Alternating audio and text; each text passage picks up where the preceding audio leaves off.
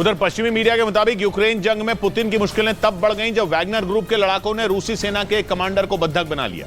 मतलब इस घटना के बाद पुतिन की फौज और वैगनर ग्रुप के बीच की लड़ाई खुलकर दुनिया के सामने आ गई।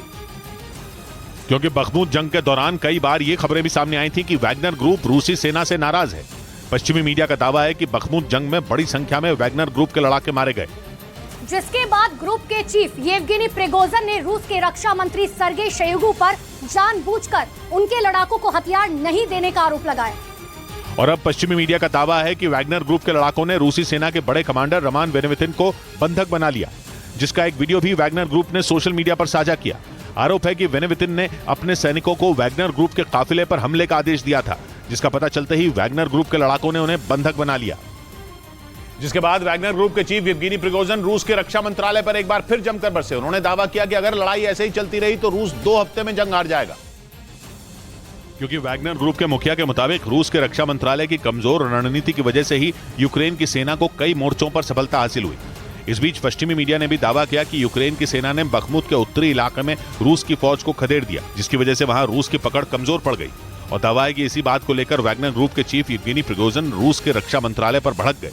इतना ही नहीं, येवगेनी प्रिगोजिन ने रूस के रक्षा मंत्री को भी खूब खरी खोटी सुनाई और उन्हें सामने से जंग का नेतृत्व करने की सलाह दी। इस बीच नेटो के पूर्व चीफ जेम्स स्टावरिडिस ने अमेरिका और चीन के बीच जंग छिड़ने की आशंका जताई। ताइवान के मुद्दे पर पिछले कई महीनों से चीन और अमेरिका के जंगी जहाज दक्षिण चीन सागर में एक दूसरे के सामने सामने खड़े हैं।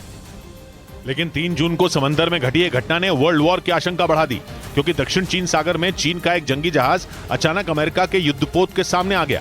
दोनों के बीच की दूरी सिर्फ 137 मीटर ही रह गई थी, जिससे ऐसा लगा कि दोनों के बीच में कभी भी टक्कर हो जाएगी। इस घटना के बाद नेटो के पूर्व चीफ जेम्स स्टावरिडिस ने यह आशंका जताई कि अमेरिका और चीन के बीच कभी भी युद्ध का बिगुल बच सकता है। उन्होंने आरोप लगाया कि चीन अमेरिका को भड़काने में लगा है, क्योंकि इससे पहले 26 मई को भी चीन का एक फाइटर जेट अमेरिकी लड़ाकू विमान के सामने आ गया था, जिसकी वजह से दोनों देशों के बीच तनाव बढ़ गया था। उधर यूक्रेन की राजधानी कीव पर रूस ने एक बार फिर ताबड़तोड़ हवाई हमले कर दिए। यूक्रेन ने दावा किया कि रूस ने एक साथ 20 से ज्यादा क्रूज मिसाइलें दागी, जिन्हें मार गिराया गया। इस हमले का एक वीडियो भी जारी किया गया, जिसमें यूक्रेन की राजधानी कीव में आग की लपटें और धुआं उठता दिखा। यूक्रेन ने दावा किया कि रूस ने 20 से ज्यादा क्रूज मिसाइलों से कीव पर हवाई हमले किए, जिसके बाद कीव में कई घंटों का हवाई अलर्ट जारी कर दिया गया और कीव में हवाई हमले के सायरन बजने लगे। हालांकि बाद में यूक्रेन ने रूस की तरफ से किए गए सभी हवाई हमलों को नाकाम करने का दावा किया। इस बीच रूस ने यूक्रेन को मिलने वाले F-16 लड़ाकू विमान की वजह से परमाणु जंग की आशंका जताई। जेलेंस्की की मांग पर हॉलैंड समेत यूरोप के कुछ देश जल्द ही एक घातक विमान यूक्रेन को देंगे। लेकिन रूस के विदेश मंत्री सर्गेई लैवरोव ने F-16 फाइटर जेट की वजह से परमाणु युद्ध का खतरा बढ़ने की आशंका जता दी। उन्हें डर है कि अमेरिका के इस खतरनाक लड़ाकू विमान की वजह से यूक्रेन जंग की तस्वीर बदल सकती है। इसकी सबसे बड़ी वजह यह है कि F-16 को परमाणु हथियारों के साथ भी लैस किया जा सकता है। यानी कि आने वाले दिनों में रूस पर भी परमाणु हमले का खतरा मंडरा सकता है, क्योंकि रूसी सेना कई बार यूक्रेन पर परमाणु बम बरसाने की धमकी दे चुकी है।